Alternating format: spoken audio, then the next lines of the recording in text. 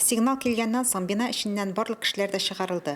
Бер-бер артлы җаваплы хезмәткәрләр, беренче булып полиция хезмәткәрләре, аннан соң янгын сүндерүчеләр, ашыгыч ярдәм, газ участогы хезмәткәрләре килде. Бу шартлы эвакуация иде, ләкин бүгенге вазгыятькә бәйле рәвештә һәр чак уяу булу көн кадагындагы мәсьәлә. Район җирлегендә террор факты булу куркынычлы булса, яки террор факты булса, төрле федераль, республика һәм муниципаль службаларның бергә взаимодействиясе буенча аларның слаженный хезмәтен оештыру буенча бүген тренировка учение алып барыла. Һәм дә ки безнең инде объектка оперативный службалар тизгенә килеп җиттеләр, аварийный службалар һәм дә ки үзләренә куелган бурычны төгәл итеп үтәргә алар әзер.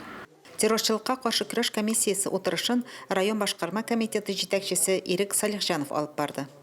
Без ежедневно һәр көнне бу турында эшләргә тиеш, турында уйларга тиеш. Без үзебезнең хезмәткәрләрне, балаларны, гомумән үзебезнең коллективны саклау буенча эш алып барырга тиеш. Утырышта Наил Бәдретдинов район эчке эшләр бүлегенә хезмәткәрләрнең бурычларын конкретлаштырырга, мәгариф оешмалары янында хәрәкәтне чикләүне тәэмин итәргә тәкъдим итте. Социаль учреждениеларда дежурлык оештыру, җәмәгать орыннарында тәртип саклауны көчәйтү кирәклеге турында әйтелде.